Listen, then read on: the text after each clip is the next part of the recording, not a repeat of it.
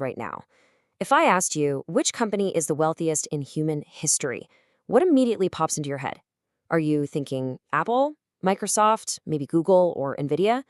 I mean, it makes total sense to assume our modern tech giants hold that record, right?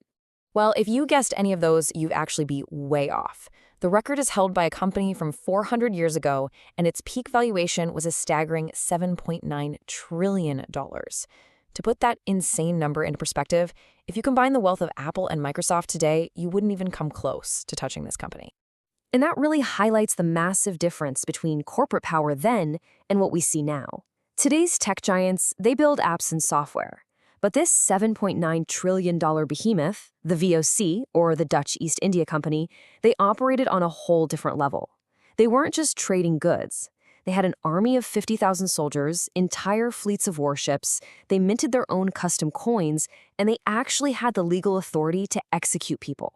They were essentially a heavily armed sovereign nation masquerading as a business. Now, here's the wild part. The foundation of this $8 trillion empire wasn't built on some groundbreaking new technology. It was built entirely on Europe's sheer obsession with spices. Back in the 1500s, European food was, well, famously bland. So when travelers brought back spices from the Middle East, it completely blew the minds of the European elite. Black pepper and cloves were huge, sure, but nutmeg? Nutmeg was the ultimate prize. It became this massive status symbol, and people genuinely believed it could cure diseases. Because of this frenzy, a single kilogram of nutmeg cost more than a kilogram of gold. So how do you actually get this liquid gold into Europe? Spices like nutmeg only grew in Asia, specifically in Indonesia. The traditional land route was completely locked down by Venice and the Ottoman Empire, who acted as middlemen and charged taxes so high that an average person couldn't even dream of buying them.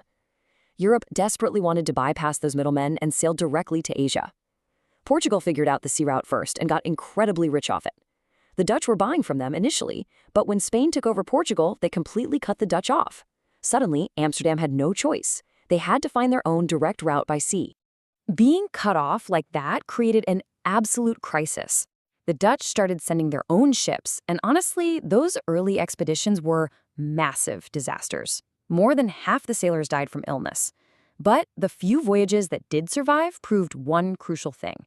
The sea route was real. Overnight, every merchant in Amsterdam wanted a piece of the action. Dozens of small merchants just rushed to Asia, and the result was pure chaos. They ended up fiercely competing and driving the buying prices sky high in Indonesia. Then they'd all sail back to Europe at the exact same time, flood the market, and cause the selling prices to completely crash. It was a mess, and everyone was bleeding money. Which brings us to a really pivotal moment in history. In 1602, the Dutch government decided enough was enough. They stepped in and executed an absolute masterstroke. They forced all of these small competing merchants to merge into one single, massive, mega entity, the VOC. But how do you actually fund a mega company with massive fleets of ships? Well, you crowdfund it. Long before modern stock exchanges or Kickstarter, the VOC introduced a totally revolutionary concept, the initial public offering, or IPO. They went to the general public and essentially said, hey, buy shares in our company, and when we profit, you get a cut. Everyday citizens, we're talking widows, bakers, servants, literally poured their life savings into this. By doing this, the VOC essentially invented the world's first stock market. But here's the catch. Once you have shareholders, they demand profit, constantly. And the only way to guarantee massive, uninterrupted profits was to secure an absolute monopoly. The VOC set their sights on a tiny group of islands in Indonesia called the Banda Islands. Why there? Because at that time, it was literally the only place on Earth where nutmeg grew. To control the spice, they had to control those islands. The VOC rolls up to the Banda Islands and issues an impossible ultimatum to the locals. They demanded that the islanders sell 100% of their spices exclusively to the VOC, and they wanted it at a 90% discount. In exchange, the VOC promised they wouldn't use violence. Naturally, the locals rejected these extreme terms. The company's response was swift, and it was brutal. In 1621, the VOC sent in their Governor-General Jan Pieterszoon Koon, armed with 1,600 soldiers. The historical facts here are incredibly grim. The VOC burned entire villages, they intentionally starved the populations, and they took the remaining 44 village leaders and executed them in public, right in front of their families. The devastating impact of this really speaks for itself. Before the VOC arrived, the Banda Islands had a thriving population of about 14,000 people. Afterward, only 1,000 remained. The VOC completely transformed the entire island chain into an open-air prison and a massive plantation, bringing in enslaved people to work the land, all just so the profits could keep flowing back to the shareholders in Amsterdam. Now, if we zoom out from that grim reality for a second to look purely at the logistics, the VOC's business innovations were genuinely staggering. Instead of constantly shipping heavy gold all the way from Europe just to buy spices, they created this brilliant intra-Asian trade loop. It worked like this. They'd buy textiles in India, sail up to Japan and trade those textiles for silver, use that silver to buy spices in Indonesia, and then ship those spices back to Europe to sell for pure cash. Essentially, every single cargo load returning to Europe was acquired for almost nothing. Because of this incredible supply chain efficiency, the VOC was generating wealth on a scale the world had never seen. I mean, think about what a good stock dividend is today, maybe 3 or 4%, right? At its absolute peak, the VOC was paying out an astonishing 40% annual dividend to its investors. But what happens when an organization becomes that rich and that powerful? You inevitably start to see internal rot. While the executives back in Amsterdam were busy counting their money, the officers working out on the ships realized they could easily get a piece of the pie for themselves. Rampant smuggling broke out everywhere. Company officers literally started filling the VOC's own ships with their personal goods instead of the official company cargo. This corruption actually became so extreme and so well known that the public gave the company a dark, mocking nickname using its own initials. Instead of the Dutch East India Company, people started joking that VOC actually stood for Vergaan onder corruptie, which translates to ruined under corruption. And while they were rotting from the inside, the tides of global trade were shifting on the outside.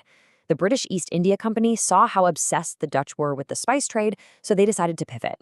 They focused their attention on Indian textiles and a massive rising new consumer trend, tea. As European tastes slowly shifted away from spices, the British gained a massive competitive advantage. Then came the fatal blow. In the 1770s, a daring French smuggler managed to slip right past the VOC's strict security. In what we now call the Great Nutmeg Heist, he stole live nutmeg seedlings, successfully transported them, and planted them in Mauritius. In one single move, the VOC's absolute monopoly was shattered forever. It is wild how quickly it all fell apart after that. The 1770s brought the French theft of the seedlings. By the 1780s, the monopoly was entirely gone. Spice prices had crashed into the dirt, and British tea was completely dominating the market. Finally, bleeding out from decades of internal corruption, the company just couldn't survive. In 1799, the VOC officially declared bankruptcy. And they didn't exactly go quietly either. When they closed their doors in 1799, they left behind a staggering debt of 134 million guilders. If we adjust that for today's money, that is the equivalent of roughly $6 billion in debt. The greatest corporate empire in history literally collapsed under its own weight.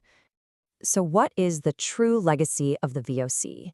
For centuries, history books in Europe framed the VOC as this incredible triumph of business and exploration, highlighting their invention of the stock market and those brilliant global trade loops. But that financial innovation served as a veil, hiding a history of massacres, extreme violence, and slavery that were far too often reduced to mere footnotes. Which leaves us with this final, really provocative thought. Yes, the VOC gave us the modern stock market, but it also showed us the extreme, horrifying lengths a private entity will go to in a relentless pursuit of profit. What happens when a private company holds absolute unchecked power? I'd say it's a question very much worth asking, even today. Thank you so much for joining me for this explainer. If you found this breakdown valuable, definitely check out more of our analyses. See you next time.